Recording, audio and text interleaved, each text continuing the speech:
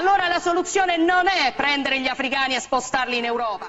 The much wanted unity between the European nations seems to be fraying at its seams. There have been non-alignment between the members on a range of issues, including how to go about tackling the growing energy crisis, especially due to the Russia-Ukraine conflict, about a proposed ban on tourist visas for Russians, and most significantly, regarding the migrant crisis. It has also exposed the double standards and hypocrisy of the EU when it comes to allowing migrants to enter the bloc nations. Today, in this video, we expose the dual standards the West follows in the face of growing migrant crisis, while at the same time they lecture others about human rights and their protection.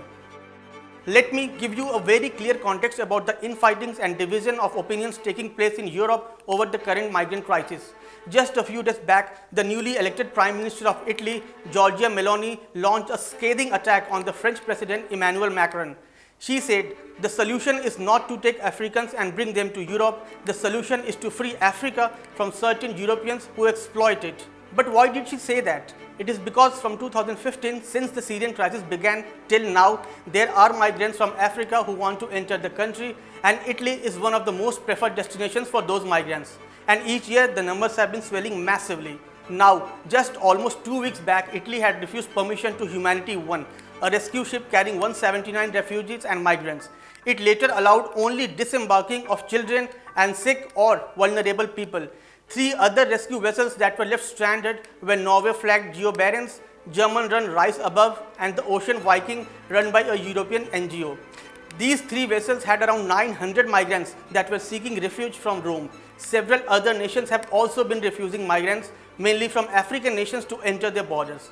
Now, on the other hand, several countries in the West have been welcoming Ukrainian refugees with open arms. All those provisions that were said to have been obstacle from a legal point of view seem to have just been vanished. During the 2015 refugee crisis, the EU had called for detaining arriving refugees for up to 18 months. But the Ukrainian refugees have not been facing so much problems or issues. Political leaders had said publicly that refugees from Ukraine are welcome, and countries had been preparing to receive these refugees on their borders with teams of volunteers handing out food, water, clothing and medicines.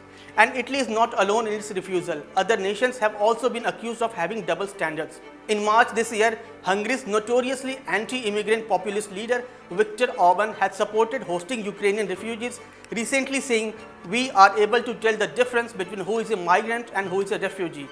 Public discourse in Poland, Hungary, Slovakia and Romania has been often tainted by racist and xenophobic rhetoric about refugees and migrants, in particular those from Middle Eastern and African countries.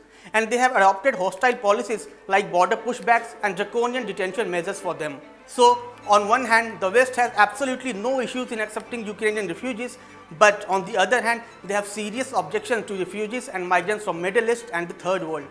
It seems the idea of humanity of the West completely depends only on populism, geopolitical advantage and opportunism. We hope you would like this new video. Thank you so much for watching. Don't forget to like, share and subscribe to One India.